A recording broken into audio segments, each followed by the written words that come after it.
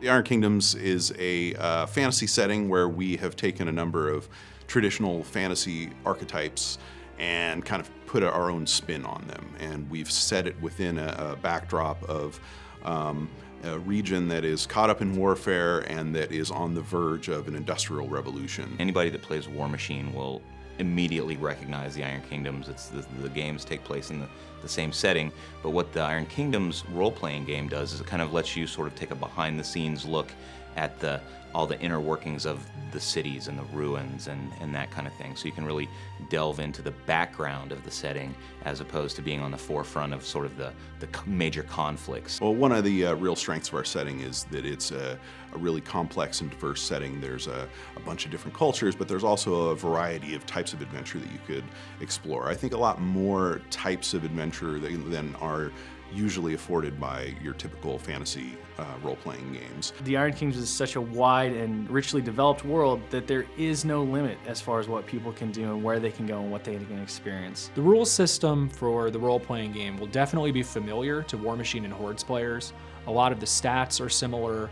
There is a life spiral for characters similar to the life spiral for War Beasts and Hordes. The combat system also has a number of similarities. It is a 2d6 system plus the stat of the character, and so this is something that will enable players to really jump in from War Machine and Hordes to the role-playing game very directly and quickly. The first book in the Iron Kingdoms RPG is where we lay the foundation. It's the book that everyone needs to be able to jump in and explore this rich setting. So it includes the core rules, the basic character classes. It also has rules for GMs, a kind of an overview of all the different nations, the cosmology of the Iron Kingdoms, the different equipment that you can find for your adventuring needs. So it's the start. The second book really dives into the details of the core Iron Kingdoms. So this includes Signar, Khador, the Protectorate of Menoth, Ord, and Lael. The third book really dives into the wilds of Immoren.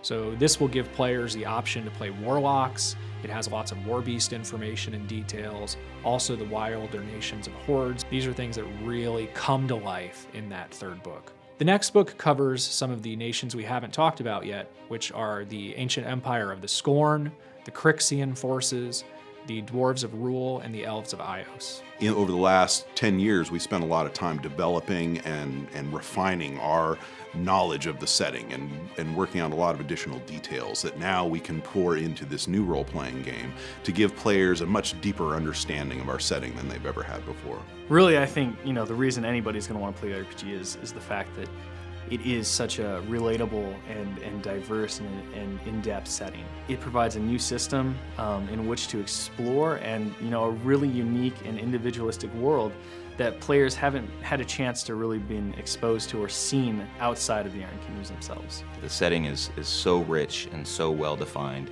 and has so many opportunities for different types and different play styles that I think really anybody that enjoys RPGs or any of the other Iron Kingdoms war games like War Machine and Hordes are really gonna enjoy this product.